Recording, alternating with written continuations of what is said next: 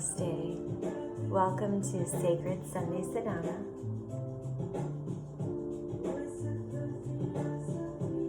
Take some time to center yourself and settle yourself. Get a nice cup of tea or your coffee. Surround yourself with whatever you need to feel like you're doing something for yourself. This morning, I have my little singing bowl, and I do mean little because it's the smallest one I have. And then I've got my rockin' smoky quartz. It is a rock, so it's rockin'.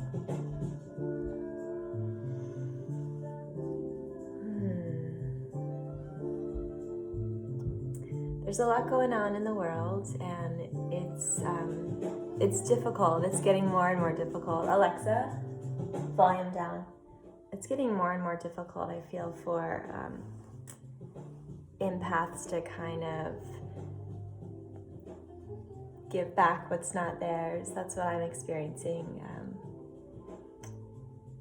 Just kind of waking up sometimes, feeling the feels that I don't think necessarily belong to me.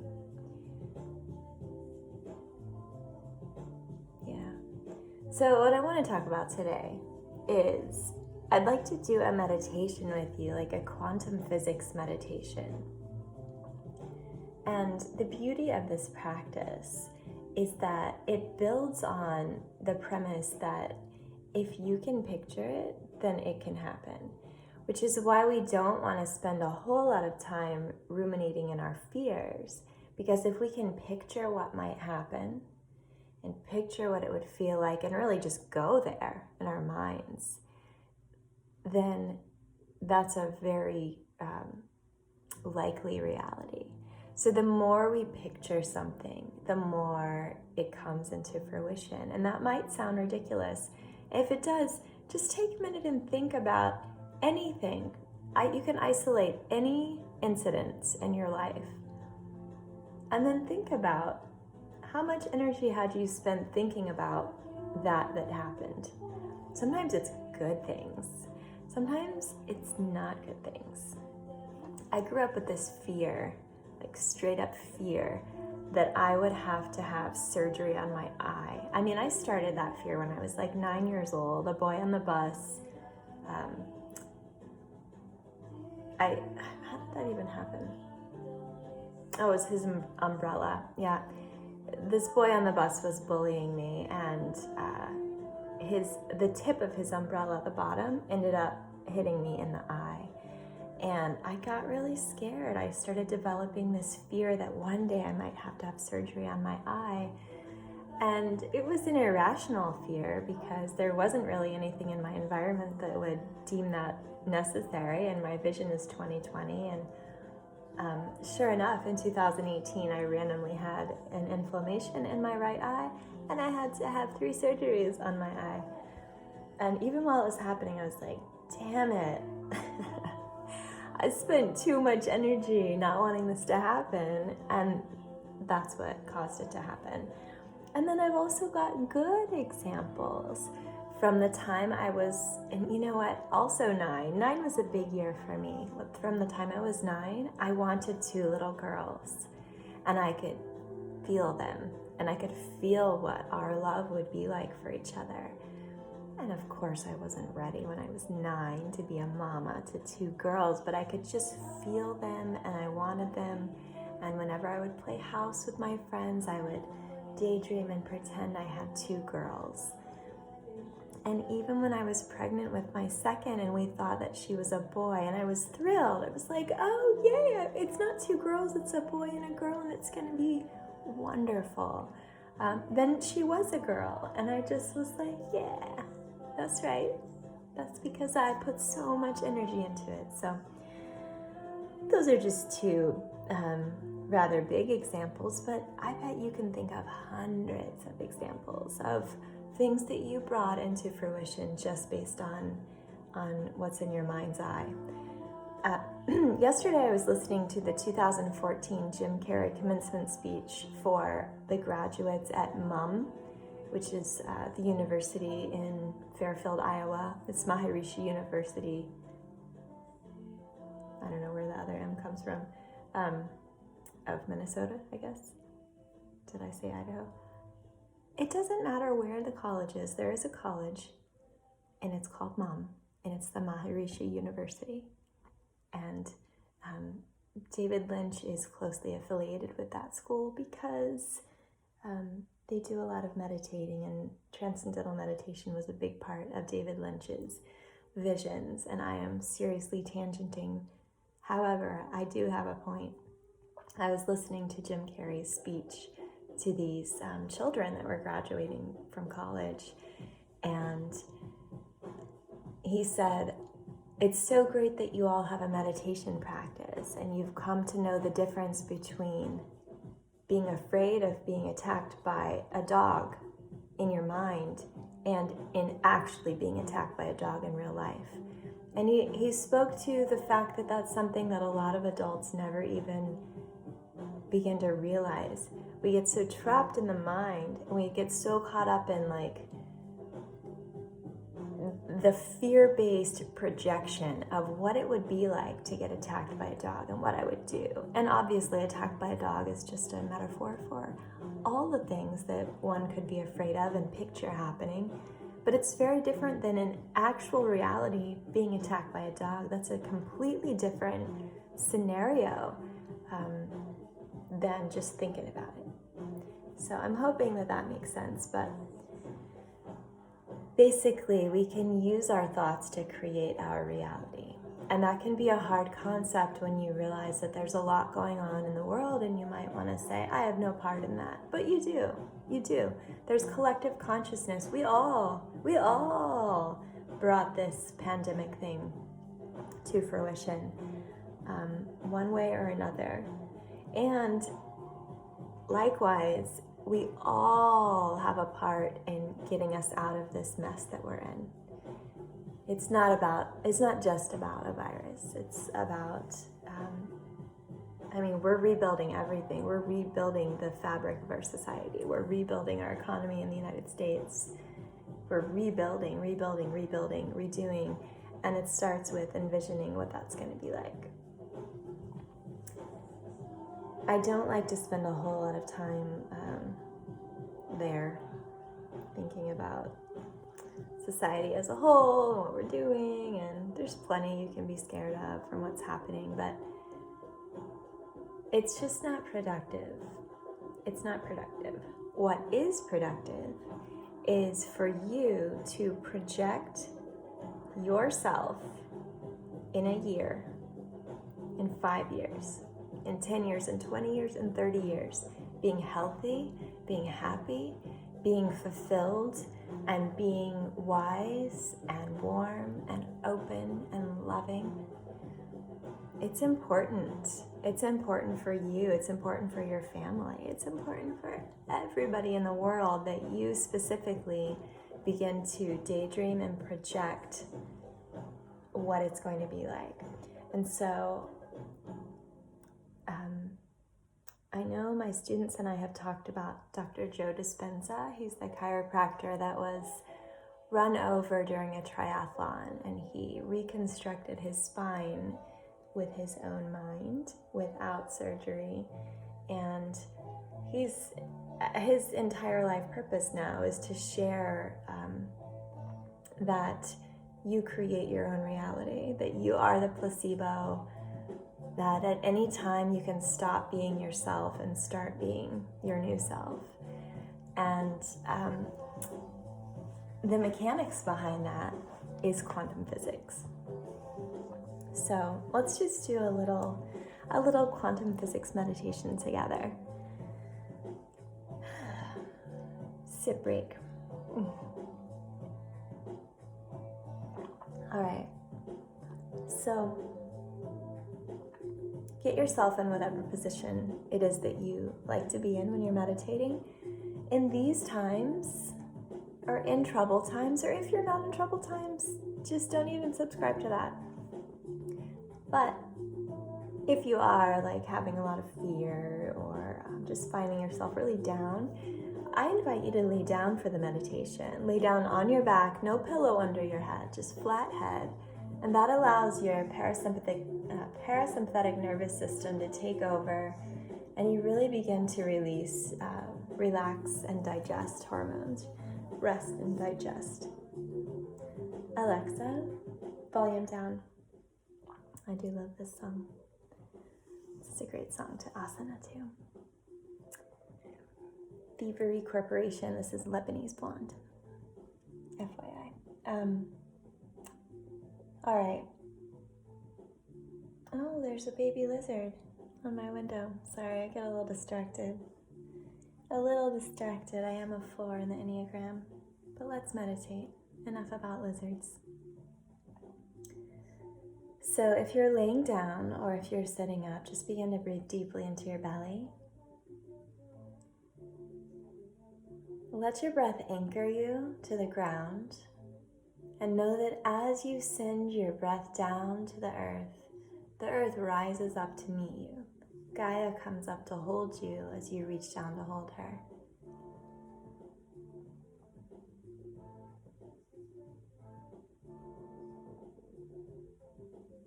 On your next inhalation, see if you can get expansive toward the top of your head. See if you can expand your awareness even outside of your own body. How high up can you expand your awareness? Can you go through the ceiling of the building? Can you go to the sky? Can you go beyond the Earth's atmosphere into space? Meet yourself where you are and expand your awareness to include holding space for that which is above you. And exhale and ground yourself down again so that you have this great length of being both grounded to the earth and connected to the stars above you.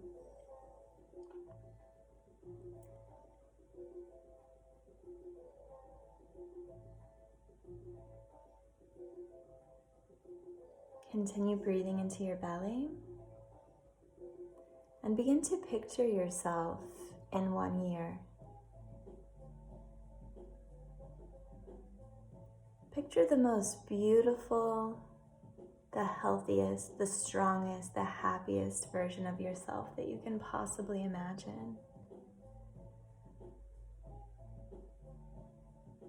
What color is your hair? What length is your hair? How's the glow of your skin? What fabric are you wearing? Imagine yourself surrounded by the environment that you most wish to be in. Don't let your thinking mind come into place. Just let your dreaming mind take over. We're not wondering how we're going to get there. We're wondering exactly what it's going to look like if in 1 year's time you are the fullest, highest expression of your true self, healthy, happy, free of stress, strong, with a sense of purpose,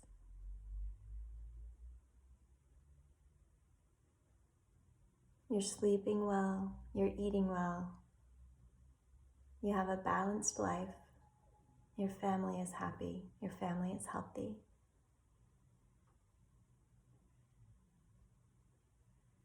Now picture yourself 5 years from now,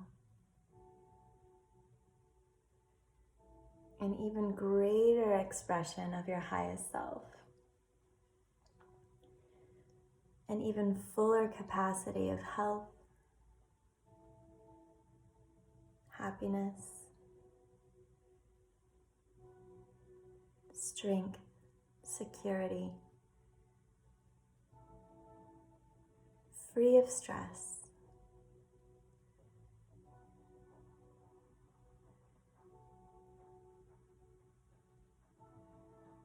And what's that environment like?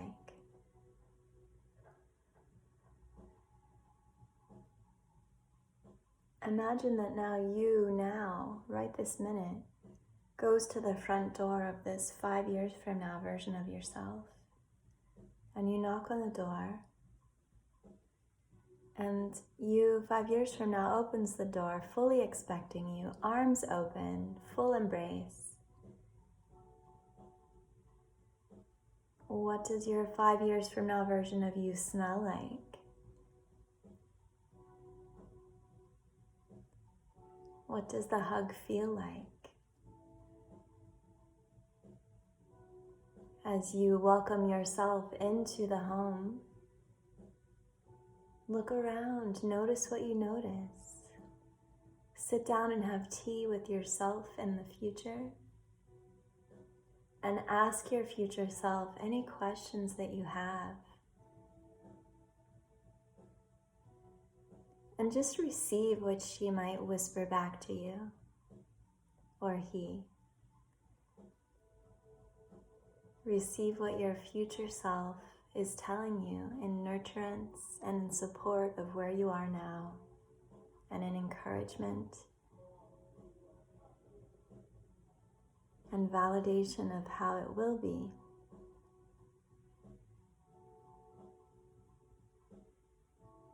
Take a minute to just receive all of that.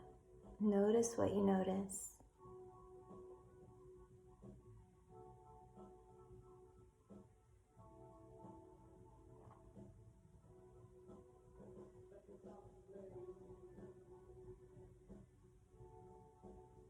Reach out and grab the hands of your future self. Give them a little squeeze. Thank your future self.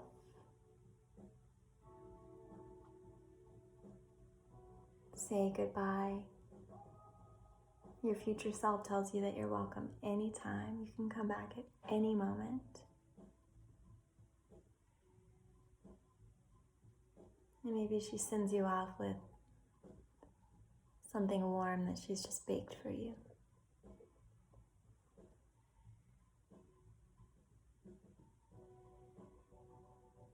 So you leave the house.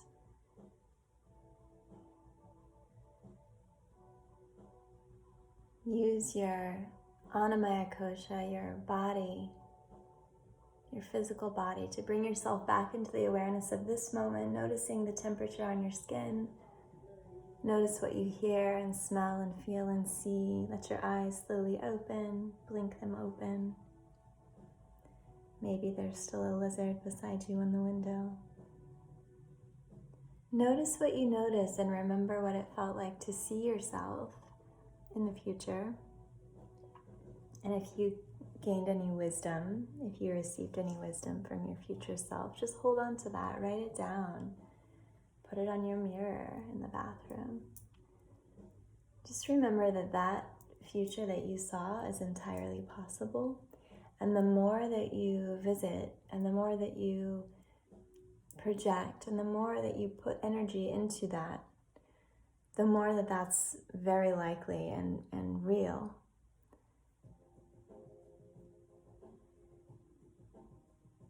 Let it be a practice each time you start to get scared or unsure about the future. And the future doesn't have to be a year from now. The future could be tomorrow. The future could be on the 1st when your mortgage is due or your rent payment is due. And for whatever reason that you might be struggling, instead of feeding that fear, instead of feeding that fear wolf, feed your love wolf. Let your future self coax you and remind you that it's going to be all right, that it already is all right, that things are unfolding, things are changing. There is much more at play than you can comprehend. But if you can trust and if you can soften and open that space, remember, being vulnerable doesn't mean being weak, it means being fiercely strong. So, can you do that? Can you be open to what is to be? Can you be open to positive outcome? Can you show up and say, yeah, I have some fear around where this is heading, but here I am and I'm open, I'm staying open and I'm listening. I'm listening to the wu wei and I'm soft and I'm allowing input. I'm staying in alignment with my true self and who I want to be, and I can see the trajectory of who I will be.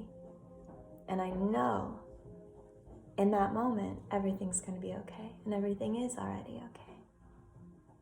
So you sort of bolster yourself. And if you had a hard time projecting into the future, sometimes what I'll do is grab myself from the past. I can think of a very specific memory, and then I can kind of go in from where I am now and send this nurturing energy and love and hugs to that version of myself in the past. And if I can reach into the past from the present, then it makes it a little easier to reach into the future from the present. And then you can even hold all three, and that is the quantum physics meditation that Dr. Joe Dispenza does. It's letting your past self, your present self, your future self coexist, and realizing that time is not linear, and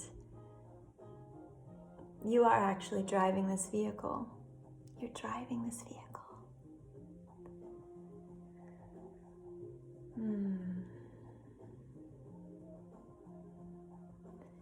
Get your meditations in a couple of times a day. It's the best thing you can do for your health, for your family, for your clients, for your students, for everyone around you. Thank you for joining me this Sunday. Have a beautiful week. Namaste.